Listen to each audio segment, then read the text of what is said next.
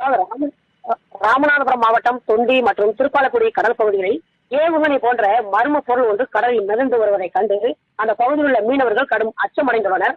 தற்போது சர்வதேச அளவில் ஈரான், அமெரிக்கா உள்ளிட்ட நாடுகளில் போர் பதற்றம் நிலவி வரும் சூழலில் கடல் வழியாக பல்வேறு ஆயுதங்கள் அல்லது ஏவுகணைகள் கடத்தப்படவோ அல்லது தாக்குதலுக்கு உள்ளாகவோ வாய்ப்புள்ளதாக கருதப்பட்டு வருகிறது. இந்த நிலையில் தொண்டி கடல் பகுதியில் உருளை வடிவிலான ஏவுகணை அல்லது எரிவாயு சிலிண்டர் போன்ற ஒரு மர்ம பொருள் மிதப்பதாக மீனவர்கள் மற்றும் கடலோர பாதுகாப்பு குழுமத்திற்கு தகவல் கிடைத்தது. இந்த தகவல் கிடைத்தவுடன் உடனடியாக உஷாரான மரைன் போலீசார் அந்த கடலோர கிராமங்களுக்கு அவசர தகவலை தெரிவித்துவிட்டு அந்த சம்பவ இடத்திற்கு சென்றனர்.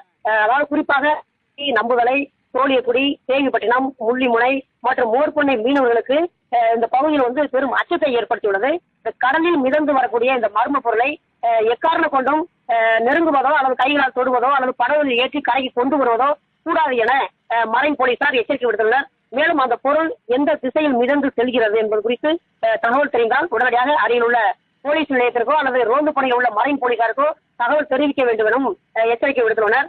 இதன் காரணமாக தொண்டி மற்றும் சுற்றுவட்டார கடல் கிராமங்களில் மீனவர்கள் மத்தியில் ஒரு விதமான அச்சமும் பதற்றமும் நிலை வருகிறது. அந்த பொருள் உண்மையிலேயே ஏவுகணையா அல்லது விண்வெளி ஆய்வு மையத்தின் கழிவுப் பொருளா என்பது குறித்து ஆய்வு செய்த பின்னரே தெரிய வரும் என்று இந்த மரைன் போலீசார் தகவல் தெரிவித்துள்ளனர்.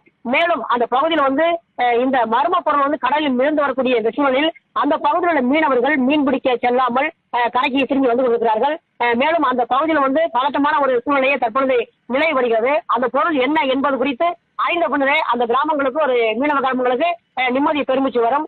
இது குறித்து மரைன் போலீசார் மற்றும் மாவட்ட நிர்வாகம் நடவடிக்கை எடுத்து வருகிறது. தனகதாரா.